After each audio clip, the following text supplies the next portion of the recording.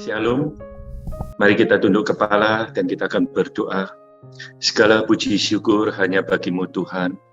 Kami berterima kasih karena Tuhan masih memberikan kesempatan kepada setiap kami, sehingga hari ini Tuhan, kami bukan hanya mau mengubah dunia, tetapi kami bisa diubahkan dan kami mau untuk berubah.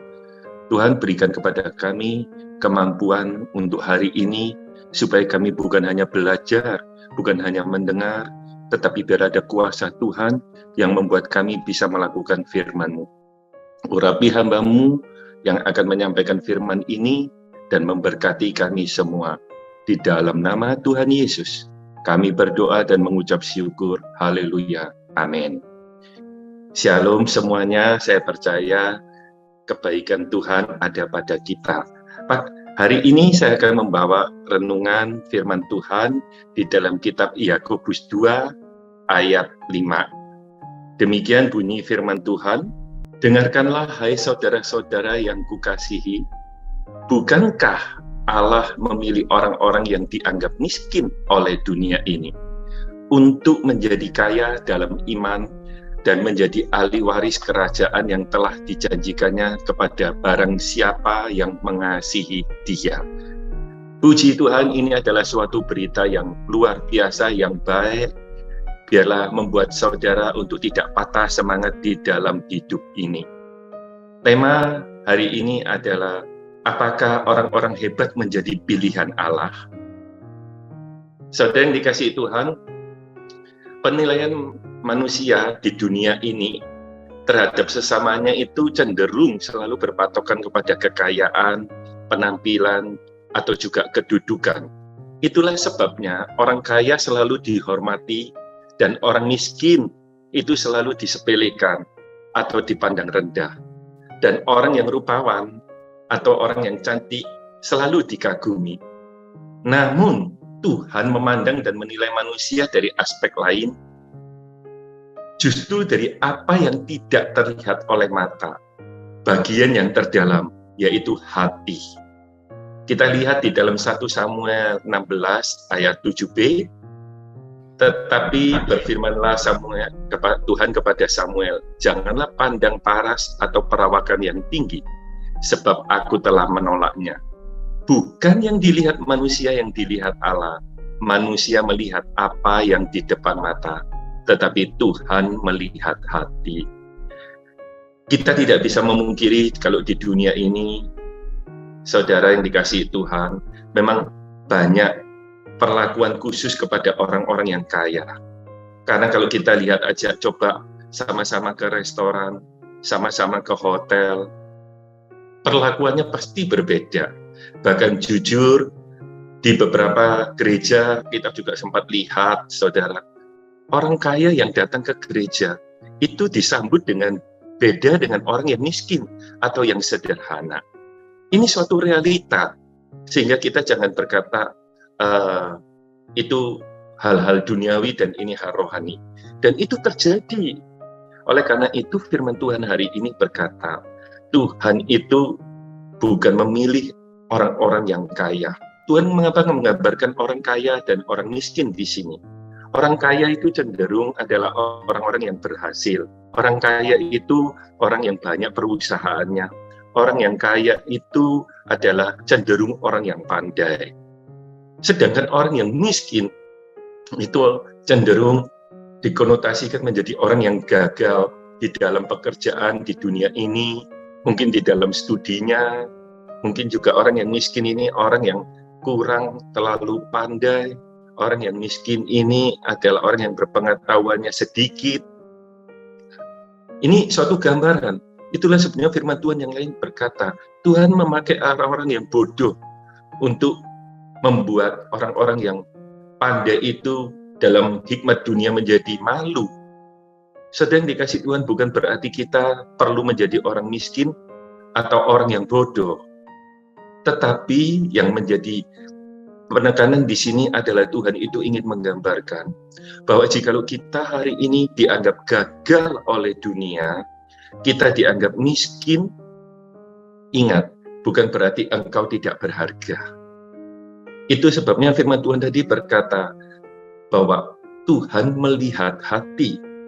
Artinya ketika engkau miskin, engkau tidak pernah meminta, engkau tidak pernah mendewakan orang, maka itu akan menjadi lebih berharga di mata Tuhan dibanding engkau orang yang kaya tetapi tetap meminta, tetap mendewakan. Contoh, ada banyak orang-orang yang kaya cenderung masih mungkin kalau mereka berhubungan bisnis dengan pemerintah, tanpa dia sadari dia ini menuruti atau mendewakan, dengan kata lain di dunia, bahasa di dunia, dia menservis para pejabat itu. Dia lupa bahwa dia bisa berjumpa dengan pejabat itu karena pertolongan atau Tuhan memberikan kesempatan. Demikian juga bahkan terjadi di dalam pelayanan atau kehidupan sehari-hari. Kecenderungan adalah orang yang berhasil, orang yang pandai, orang yang berpengetahuan tinggi, cenderung untuk dipilih menurut dunia ini. Kenapa? Nah, di sini yang Tuhan mau berikan pengertian, bahwa di dalam ayat 5 tadi dikatakan, Tuhan bukan hanya memilih orang yang kaya, tetapi orang yang miskin. Itu artinya, saudara dikasihi Tuhan, bahwa supaya kita ini tahu bahwa apa yang dipandang oleh dunia berbeda dengan apa yang dipandang oleh Tuhan. Tuhan lebih melihat hati, lebih melihat kepada kesetiaan, iman yang sesungguhnya, iman yang mempercayakan bahwa hidup ini adalah di tangan Tuhan. Hidup ini dikuasai Tuhan. Itulah sebabnya kita seringkali sulit untuk membedakan. Hari-hari ini banyak orang itu, orang kaya terlibat di dalam pekerjaan ataupun pelayanan dan lain, belum tentu menjadi pilihan. Tetapi mereka adalah orang yang dipakai oleh Tuhan, yang dipakai oleh para pendeta, yang dipakai oleh gereja untuk menjadi orang pilih, yang dipilih Allah. Itu syaratnya bukan kaya atau berhasil atau pandai, tetapi orang yang punya iman yang sungguh-sungguh, orang yang setia, orang yang punya ketaatan yang tinggi kepada Tuhan. Itulah sebabnya kaya atau miskin atau kedudukan itu seharusnya tidak menjadi tujuan akhir daripada kehidupan. Tapi sayangnya kita seringkali tanpa disadari, kita terjebak bahwa ketika kita dulunya susah, ketika kita ikut Tuhan, ketika kita melayani, kita harus berhasil. Memang itu suatu janji Tuhan juga, tetapi tidak absolut, tidak harus seperti itu. Setiap orang yang dipakai Tuhan harus sukses. Nah, ini kita lihat, itu sebabnya pandangan ini harus jelas. Karena kaya itu bukan menjadi tujuan akhir daripada kehidupan. Kalau orang kaya tapi tidak mau mengakui Kristus sebagai Tuhan atau Juru Selamat, dia akan kehilangan kekayaan abadi yang tidak akan pernah dimiliki, yaitu surga. Itulah sebabnya Tuhan memberikan perumpamaan antara Lazarus dan orang kaya itu. Dikatakan orang kaya itu sukar, tapi sebaliknya orang miskin yang hina itu dipilih Tuhan untuk menjadi kaya dalam iman. Kita lihat di dalam Yakobus 2 ayat 9, ayat 8 dulu boleh, supaya lebih jelas. Akan tetapi jikalau kamu menjalankan hukum utama yang tertulis dalam kitab suci, kasihilah sesamamu manusia seperti dirimu sendiri. Kamu berbuat baik. 9. Tetapi jikalau kamu memandang muka kamu berbuat dosa oleh hukum itu, menjadi nyata bahwa kamu melakukan pelanggaran. Artinya, saudara, kita mungkin bisa menyampaikan firman, kita mungkin bisa bersaksi dengan baik, tetapi kalau di dalam hati kita dan menuju kepada pikiran kita bahwa kita membedakan antara orang pandai, kita akan senang berkumpul, kita akan senang untuk bergaul, kita akan senang untuk menyapa, dan kepada orang yang sederhana atau orang yang mungkin dianggap dunia bodoh, kita mengabaikannya.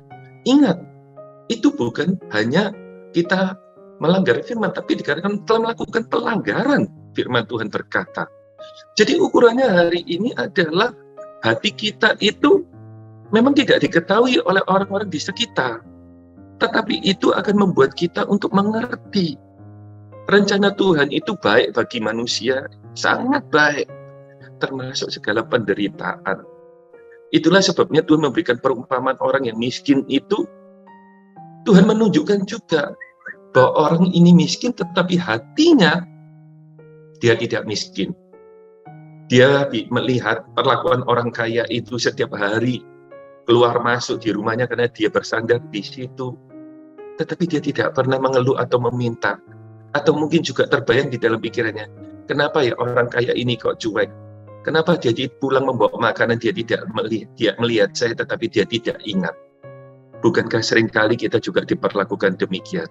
Tetapi ketika kita tetap semangat, ketika kita tetap setia, ketika kita tetap bersukacita, sesungguhnya engkau sudah masuk menjadi bagian pilihan orang-orang pilihan Allah.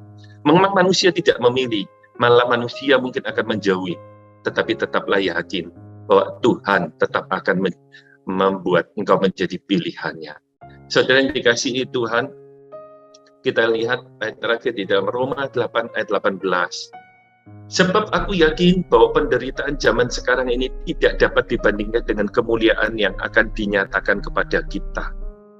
Itulah sebabnya, jangan saudara, hari ini penderitaan yang kita alami itu tidak sebanding, artinya tetaplah menjaga hatimu, tetaplah setia kepada Tuhan, bukan kepada manusia. Tetaplah taat kepada firman-Nya, bukan taat kepada keinginan, karena bukan kaya atau miskin yang menentukan surga, melainkan iman, ketaatan, dan kesetiaan kita kepada Kristus.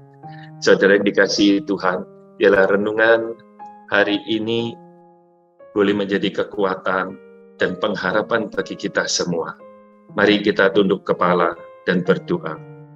Bapa kami yang di surga, yang kami kenal dalam nama Tuhan Yesus Kristus, kami berdoa agar setiap kami mempunyai hati yang taat kepada firman Tuhan. Firman-Mu adalah untuk kebaikan kami, karena firman-Mu mengandung janji, walaupun terkadang kami tidak mengerti, tapi pimpinlah kami untuk tetap mampu melakukannya. Mari dekapkan kedua tangan di dada. Jika saudara punya pergumulan, persoalan, tantangan di dalam karir, studi, keuangan, masalah keluarga, kesehatan, apapun juga, termasuk perjodohan, biarlah berkat Tuhan turun ke atasmu, dan kekuatan kasih Tuhan turun atasmu, dan percaya Tuhan akan membukakan pintu-pintu berkat, serta damai sejahtera Allah menaungi senantiasa. Saudara terkasih, jikalau ada yang sakit, tumpangkanlah tanganmu di bagian yang sakit, supaya menjadi sembuh di dalam nama Tuhan Yesus Kristus. Haleluya. Amin. Jika saudara masih membutuhkan pelayanan doa dan konseling, silakan menghubungi nomor di bawah ini. Tuhan Yesus memberkati.